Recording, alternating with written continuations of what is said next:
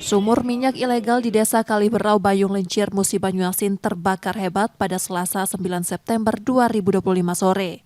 Kobaran api yang berasal dari sumur milik Wisnu ini sempat membuat panik warga sekitar. Insiden tersebut menyebabkan 5 orang mengalami luka serius saat berada di lokasi. Petugas kepolisian yang tiba di tempat kejadian melakukan pemadaman bersama warga dan api berhasil dikendalikan sekitar 30 menit.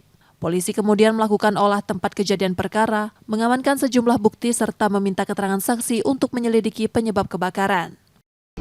Dalam pemeriksaan TKP juga terhadap tempat kejadian perkara, didapatkan fakta-fakta bahwa memang benar ada korban luka-luka dari kejadian tersebut, korban luka bakar sebanyak 5 orang yang saat ini masih dirawat secara medis.